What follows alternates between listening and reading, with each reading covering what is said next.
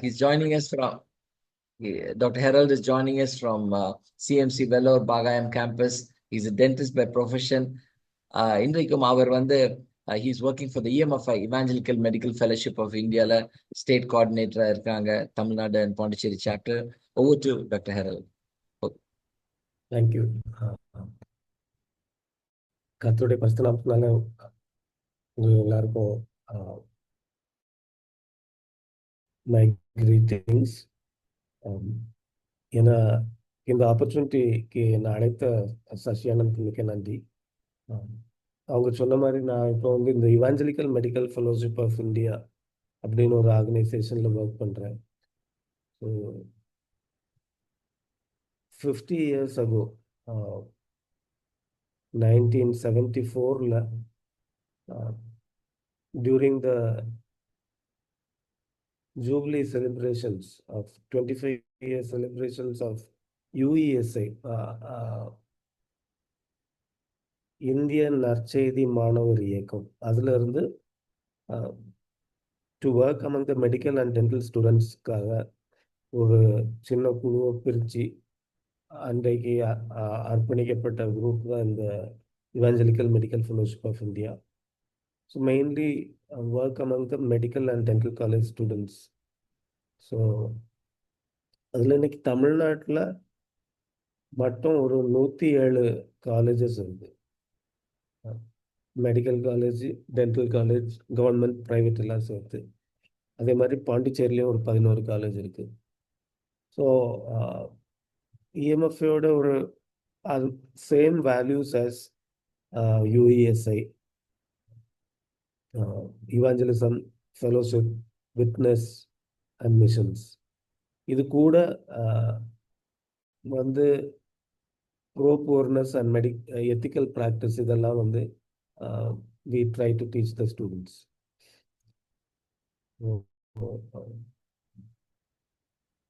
இந்தியாவில் after it became independent, நிறைய வெளிநாட்டு மிஷனரி டாக்டர்ஸ் வந்து they had to leave the country. They couldn't continue here anymore. So அன்னைக்கு அந்த when India became independent, ஒரு 800 போல இருந்த மிஷன் ஹாஸ்பிட்டல், அதுக்கப்புறம் வெளிநாட்டிலேருந்து ஃபண்டிங் வரல, நம்மளால் அதை சரியாக நிர்வகிக்கவும் முடியாமல் ஆல்மோஸ்ட் அந்த 800 வந்து இன்னைக்கு வந்து 200 பக்கம் ஆயிடுச்சு. நல்லா நடந்துட்டு இருக்கிற mission hospitals across India. So but still they are relevant. முந்தி அப்போ அந்த அரௌண்ட் இண்டிபெண்டன்ஸ் வந்து the number of beds, hospital bed number வந்து ஆல்மோஸ்ட் ஈக்குவல் டு கவர்மெண்ட் செக்டரில் இருந்துச்சு, or even a little more.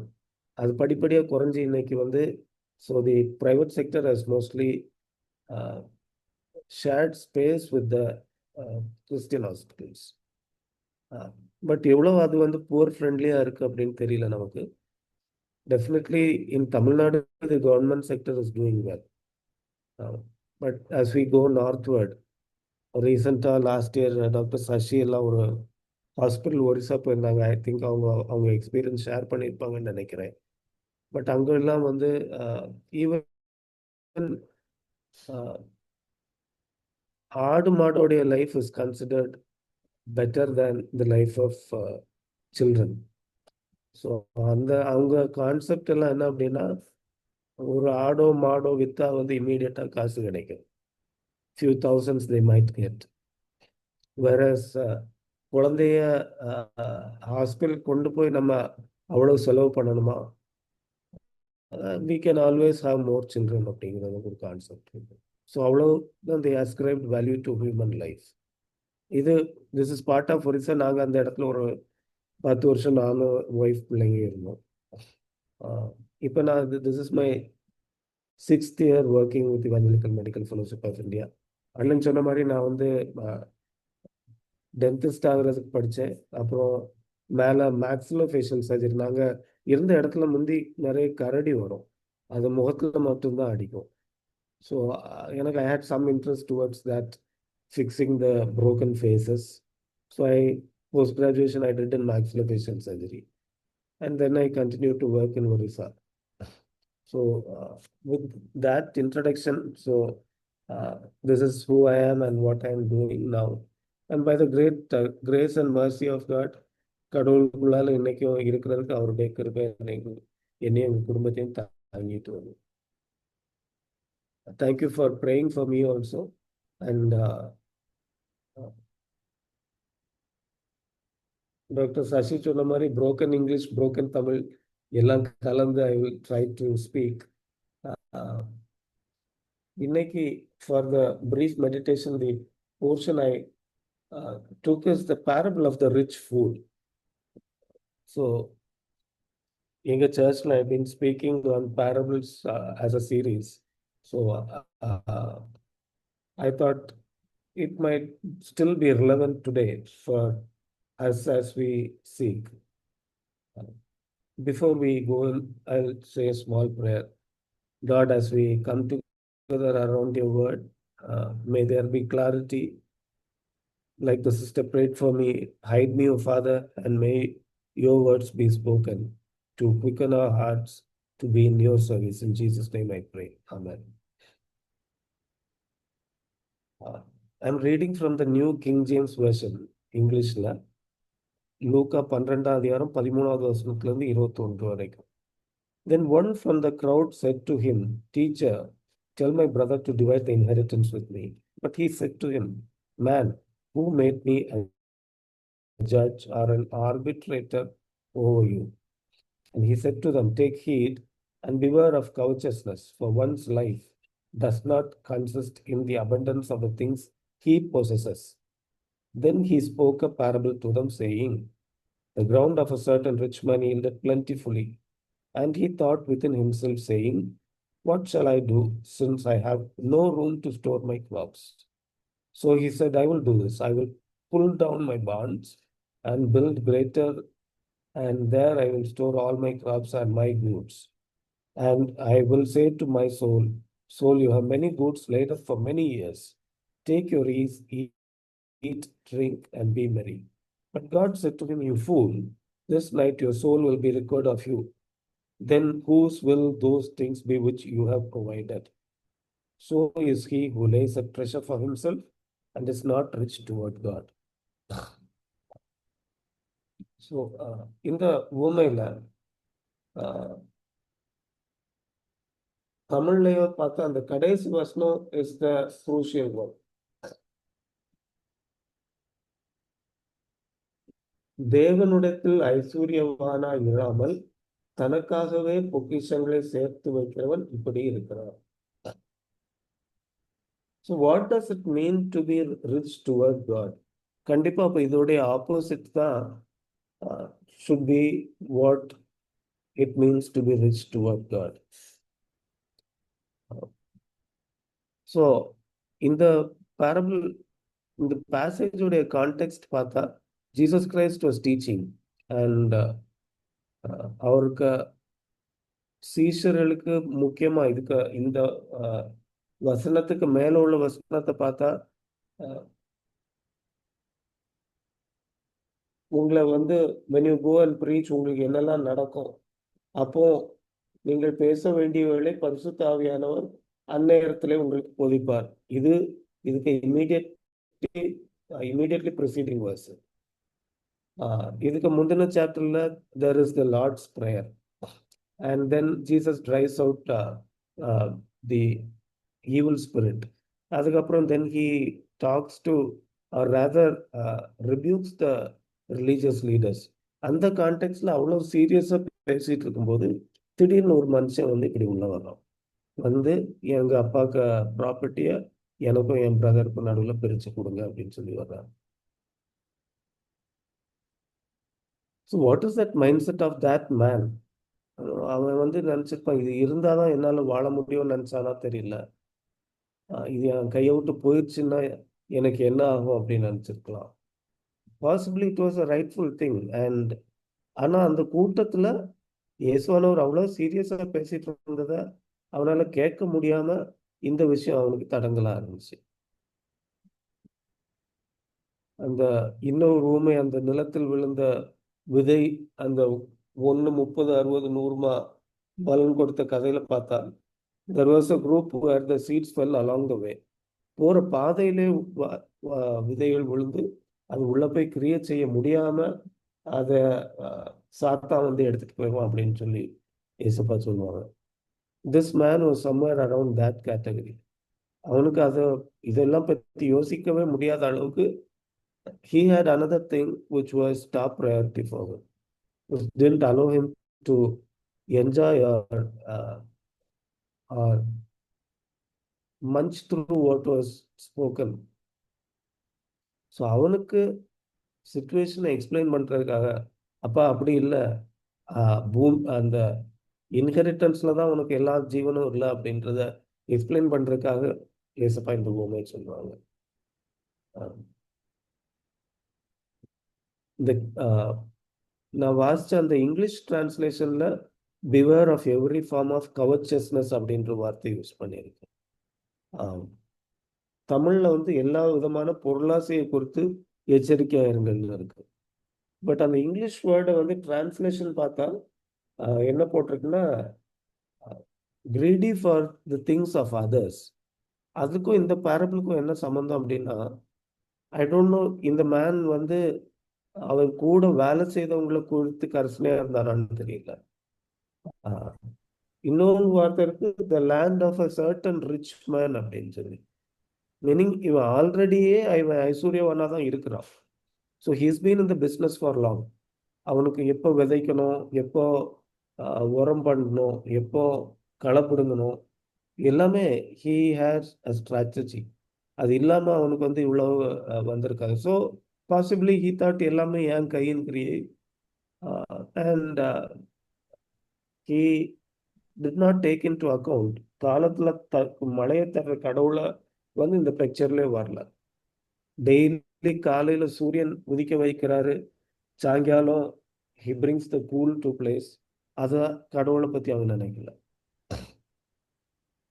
So இந்த பேசேஜில் பார்த்தா 8 தடவை நான் அப்படின்னு இருக்கும் தமிழில், 4 தடவை என்னுடையது, மைன், மை செல்ஃப், அந்த வேர்ட் யூஸ் பண்ணிருக்காங்க.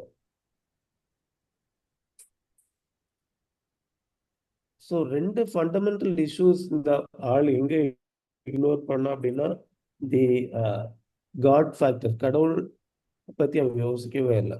இன்னொன்று, he stops at the thought of, அதாவது லைஃப் பியாண்ட் திஸ் வேர்ல்ட் அவனுடைய இல்லை.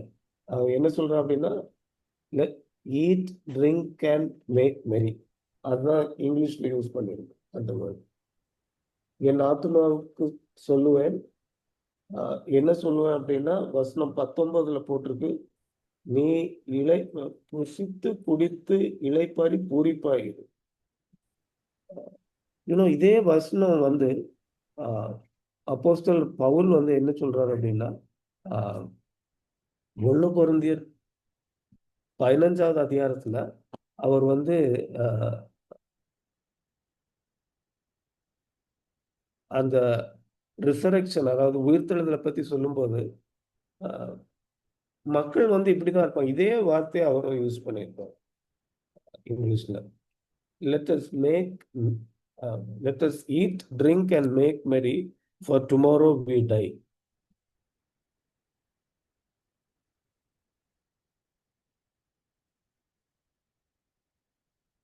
ஸோ அந்த மாதிரி மைண்ட் செட்டில் இருந்தால் வந்து you will not have fear of God or the hope of resurrection. இந்த உலகத்தோட எல்லாம் முடிஞ்சு போகுது அப்படின்ற லாஜிக்கில் தான் இந்த மனுஷன் யோசிச்சிருக்கான். So that way he missed being rich toward God. He thought all this is for me, and so let me enjoy because it's all my hard work. But கடவுள் சொல்றாரு, இது சரியான போக்கு இல்லை அப்படின்னு. Because if your life is taken out today, நீ சேர்த்து வச்சதெல்லாம் யாருடையதாகும் அப்படிங்கும்போது, then he doesn't have an answer there. Few more verses I wanted to just take it and read it for you.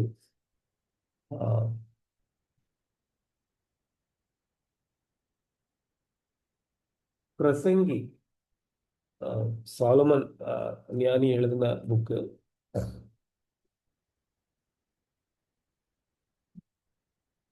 5வது அதிகாரம்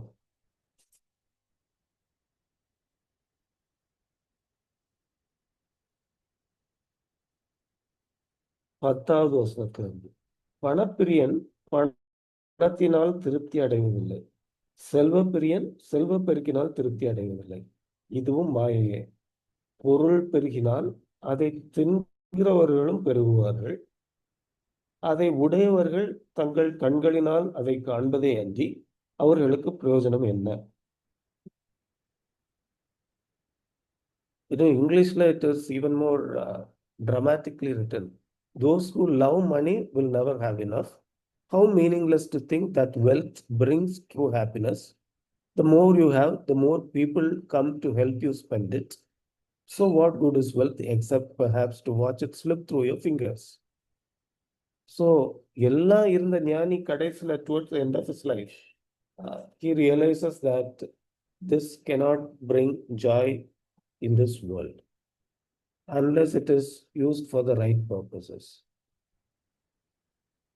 1 யோவான் 2:16 பார்த்தா, there is this lust of the eyes, lust of the flesh and pride of life. அதாவது இருக்கிறவன் he boasts of what he has. அவன்கிட்ட இருக்கிறத வெளியே காட்டணும்னு பார்க்கறாங்க. இல்லாதவன் வந்து he craves for the things of others. Both are not the right attitude. So அப்போ இதுக்கு என்ன பதில் அப்படின்னா, இதே அதிகாரம் லூக்கா 12 கீழே போக நம்ம வாசிக்கும் போது Jesus Christ says, where your treasure is, there your heart also will be. So that is the indicator, the way our money is spent. உங்கள் பொக்கிஷம் எங்கே இருக்கிறதோ அங்கே உங்கள் இருதயமும் இருக்கும். So having lot of money is not wrong, but what do we do with it? That will show the direction of the movement of our heart. எந்த வழியில நம்ம அதை செலவு பண்றோமோ அது நம்ம இருதயம் எந்த பாதையை நோக்கி போயிட்டு இருக்குன்னு சொல்லி நமக்கு காமிக்கும். If I treasure God more than money, I will be always thinking about it. யாராவது வந்து எடுத்துட்டு போயிடுவானா, இல்ல நான் எப்படி அதை மல்டிப்ளை பண்றது? And if that thought is taking more of a time rather than God, then it appears we tend to honor money more than God, which God is not very happy about. இன்னொரு வசனம் மத்தேயு 12வது அதிகாரம் 30வது வசனம். அதாவது we can either use the money to draw our own selves closer to God and bring others to Him. நான் அந்த வசனத்தை வாசிக்கிறேன். என்னோட இராதவன் எனக்கு விரோதியா இருக்கிறான், என்னோட சேர்க்காதவன் சிதறடிக்கிறான். So what do I use my money for? Do I use it to spend time with God and draw near to me and I will draw near to you? Spend that money to invest in knowing God, drawing closer to Him. And in so doing, can we help others also to come to God and draw near to Him? இன்னொரு விஷயம் பார்த்தீங்கன்னா, இந்த மனுஷன் is very strategic. Possibly the single story barn இருந்திருக்கலாம். He didn't want to build one more barn and waste that bumper land actually. இன்னொரு இடத்துல போய் கட்டி அந்த இடம் வந்து வீணா போய் அடுத்த வருஷம் அதுல கிருஷி பண்ண முடியாம ஆயிடக்கூடாதுன்னு சொல்லி இதே இடிச்சு இதுக்கு மேலே மாடி மாடியா கட்டிடலாம். அப்போ வந்து இடம் வீணா போகாது. Very very thoughtful, but neglected what God's mind was. இன்னொரு 2-3 வசனம் வாசிச்சுட்டு க்ளோஸ் தேர். இது வந்து தீமோத்தேயு 1 தீமோத்தேயு 6வது அதிகாரம். அதுல வந்து என்ன செய்யணும் அப்படின்னு சொல்லி அப்போஸ்தலனாகிய பவுல் அவர் யார்கிட்ட மினிஸ்ட்ரியை ஒப்படைச்சிட்டு போறாரோ he is telling. 1 தீமோத்தேயு 6வது அதிகாரம் 9வது வசனம் பாருங்க. ஐஸ்வர்யவர்களாக விரும்புகிறவர்கள் சோதனையிலும் கண்ணியிலும் மனுஷரை கேட்டிலும் அழிவிலும் அமிழ்த்துகிற மதிகேடும் சேதமுமான பலவித இச்சைகளிலும் விழுகிறார்கள். ஸோ இதுக்கு வாட் இஸ் தி ஆன்டிடோட்? 18-19ல நன்மை செய்யவும் நற்கிரியைகள் ஐஸ்வர்யவான்களாகவும் தாராளமாய் கொடுக்கிறவர்களும் உதார குணம் உள்ளவர்களாய் இருக்கவும் நித்திய ஜீவனை பற்றி கொள்ளும்படி வருங்காலத்திற்காக தங்களுக்கு நல்ல ஆதாரத்தை பொக்கிஷமாக வைக்கவும் அவர்களுக்கு கட்டளையிடு. Instructions to rich people. So practice mercy, do good. In that you will store up treasures for yourself in heaven and make your salvation for sure. அதாவது நம்ம பைசா கொடுத்து we cannot buy salvation. But how do I show outside that I am saved?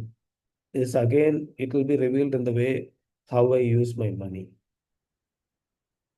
And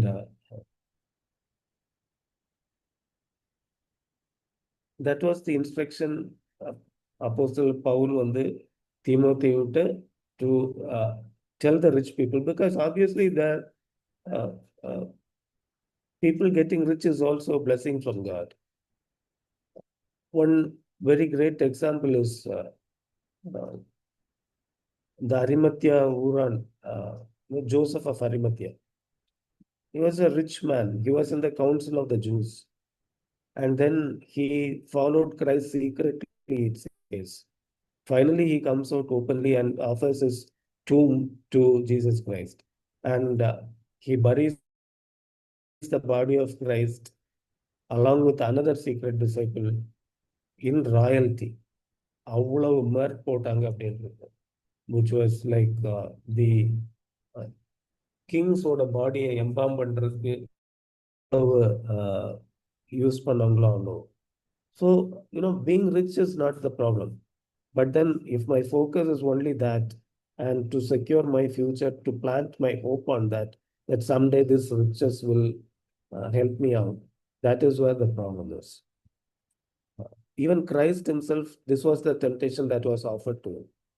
ஒரே ஒரு தடவை விழுந்து பணிந்து கொள்ளுங்க, then all the world will be yours. Why go to the cross? கடைசி வரைக்கும் he comes. ஈவன் சிலுவையிலையும் வந்து அவரை சோதிக்கிறான், நீ தேவனுடைய குமாரனானால் இறங்கி வாங்க அப்படின்னு சொல்லி. But God's pattern is to suffer first and then glory. But Satan had different thoughts. Paul இன்னொரு இடத்துலையும் சொல்றாரு, it is better to give than to receive அப்படின்னு சொல்லி.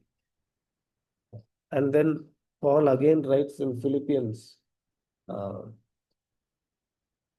மனரம்யமா இருக்க கற்றும் கொண்டிருக்கிறேன், கற்றுக் கொடுக்கவும் பட்டிருக்கேன் அப்படின்னு சொல்றாரு. So there is a place for contentment. Contentment with godliness is the greatest gain. So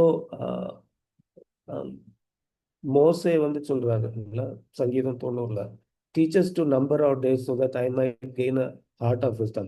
All of us have a time that we will have to leave this place and to go off from here. So the time what God has given us to prepare for eternity, and that is where money plays an important role. There is a lot of teaching in the scripture by Christ himself on money, because this has the power to pitch itself against God. மணிக்கு அவ்வளோ power இருக்கு. அதனாலதான் அவர் வந்து அவ்வளோ உபதேசங்கள் வந்து இருக்கு ஸ்கிரிப்சர்ல. ஏன்னா it offers a false hope that பணம் இருந்தா we can do great things, or we will be able to surmount all problems. But the only issue is அது எவ்வளவு enough அப்படிங்கிறதுக்கு அது ஒரு upper line cut off இருக்காது. That is the greatest difficulty with money. Especially people who are even in today's medical practice to say, நிறைய பேர் வந்து choose medicine because they think their future will be secure. But 200 வருஷத்துக்கு முந்தி, when missionaries came to India, this was offered as a service, both health and education. But in the கடந்த 50 வருஷமா we have made it into an industry, and absolutely no loss industry. So there are a lot of investment in this, which people think is safe to invest in the healthcare industry actually. So uh, that is what money can do to man. But Christ came so that we will not be eternally lost. So கடவுளிடத்துல ஐஸ்வர்யமா இருக்கிறது is to spend what he has given for the advancement of his kingdom. உலகத்துல அழியாத விஷயம் ரெண்டு இருக்கு அப்படின்னு சொல்லி நம்ம வேதத்துல படிப்போம். கடவுளுடைய சித்தத்தை படி செய்கிற மனுஷன் என்றென்றைக்கும் நிலை நிற்பான் அப்படின்னு இருக்கும். And the word of God also remains for eternity. So கடவுள் நமக்கு இன்னைக்கு கொடுத்திருக்கிற riches, if we can invest in that to build ourselves towards Christ, to advance the spread of the gospel, I think that is what is being rich towards God. ஒரு லாஸ்டா ஒரு கதை மட்டும் சொல்லி I'll hand it over to Sashi. There was a mason, அந்த contractor கீழே வீடு கட்டுற ஒரு ஆள் இருந்தார். அவர் 40 வருஷமா வேலை செய்தார். I don't know who wrote the story. அப்போ அந்த 40 வருஷம் கழிச்சு அவருக்கு ரிட்டையர்மெண்ட் நாள் வரும்போது அவர் இனிமேல் போய் நான் எனக்கு வீடு கட்டணும் அப்படின்னு யோசிக்கிறாரு. அப்போ அந்த கான்ட்ராக்டர் மறுபடியும் அவர்கிட்ட கடைசி ஒரு ப்ராஜெக்ட் இதை மட்டும் நீ முடிச்சு கொடுத்துட்டு போயிடலாம் அப்படிங்கிறாரு. With lot of difficulty he goes and builds that house. பட் டக்குன்னு முடிச்சுட்டு போய் he hands over the key to the contractor, but the contractor says, இந்த சாவி எனக்கு இல்லை, இது உங்களுக்கு தான். I wanted to honor your service for the past 40 years அப்படிங்கும்போது that time he regrets saying, ஐயோ இது எனக்குன்னு சொல்லி இருந்தா நான் கொஞ்சம் நல்லா கட்டியிருப்பேன் அப்படின்னு சொல்லி. So in the end all of us will have that day of judgment. So where what we do today we'll have to give an account of, and even where we have spent ourselves will be taken into account. So may our Lord help us and bring us to an understanding that we will be where he wants us to be and do according to his will. Thanks, Sashi, and now over to you. Thank you, Dr. Harold. Thambi, thank you so much for that wonderful word from that is touching a heart. ரொம்ப appropriate, apt word கர்த்தர் நம்மளுக்கு இன்றைக்கு கொடுத்திருக்கிறார். நாம் ஆண்டவரை நேசிக்கிறோமா இல்லாட்டி நம்முடைய செல்வத்தை நேசிக்கிறோமா? Do we love God or do we love mammon? ஆண்டவர் சொன்னார்ல, மேமனையும் என்னையும் நீங்க ஒரே இதுல நேசிக்க முடியாது. either you will hate me or love mammon, or you love mammon or love me and hate mammon. So அப்படிப்பட்ட இதுல ஒரு சவாலோடு தம்பி டாக்டர் ஹெரல்ட் முடிச்சாங்க. என்னன்னா ஒரு கதை, அருமையான கதை. அது நம்ம கட்டி கொண்டிருக்கலாம். நம்ம பரலோகத்துக்கு போகும் பொழுது நம்ம எப்படிப்பட்ட வீடுகளை கர்த்தருக்காக கட்டியிருக்கோம். வீடுகள்னு சொல்லும் போது what have you done for God, அதை தான் நம்மளுக்கு திருப்பியும் கர்த்தர் நம்மளுக்கு கொடுக்க போறாரு. He's going to hand over the keys to us from what you have done. ஒரு சின்ன ஜெபம் கண்களை மூடி நம்ம ஜெபிக்கலாம். அப்பா பிதாவே, இந்த ஆசீர்வதிக்கப்பட்ட இந்த காலை பொழுதுல எங்களுக்கு கொடுத்த செய்திக்கு நாங்கள் ஒப்பு கொடுக்கிறோம். உண்மை எங்கள் முழு இருதயத்தோடு, முழு ஆத்மாவோடு, முழு பலத்தோடு நாங்கள் நேசிக்க நீர் எங்களுக்கு ஒரு சவாலை கொடுத்திருக்கிறப்பா. எங்கள் செல்வத்தை அல்ல, எங்கள் பணத்தை அல்ல அப்பா, உமக்காக நாங்கள் செய்வதெல்லாம் நாங்கள் உமக்காக செல்வோம். ஒரு மன ரம்யமாய் இருக்க நாங்கள் கற்றுக்கொள்வோம் அப்பா. திருப்தி, மன திருப்தியோடு அப்பா, with content heart. Godliness with contentment is great gain என்று 1 தீமோத்தேயு நாங்கள் பார்த்த அதே அதிகாரம் 6ஆம் வசனத்திலே நாங்கள் பார்த்தோமே. அப்படிப்பட்ட நல்ல ஒரு இருதயத்தை எங்களுக்கு தாங்க அப்பா. அந்த வைஸ் ஸ்டூவர்டை போல அப்பா நாங்கள் let us do everything so that Father that we may gain souls, ஆத்துமாக்களை நாங்கள் ரட்சிக்கக்கூடிய காரியங்களுக்கு எங்களுடைய பணத்தை செலவழிக்க, நாங்கள் கொடுக்க, உதாரத்துமாய் செலவழிக்க நீர் எங்கள் ஒவ்வொருவருக்கும் ஏவுங்க. அநேகர் இன்னும் ரட்சிப்பை அப்பா தெரியாத, அடையாத, இயேசு யார் என்று இந்த பேர் கூட கேள்விப்படாத மக்கள் வட இந்தியாவில் அநேக மக்கள் ஜீவித்துக் கொண்டிருக்காங்க. அந்த நற்செய்தியை நாங்கள் சொல்ல, மற்றவங்களை அனுப்ப நீர் எங்களுக்கு கிருபை தாங்க.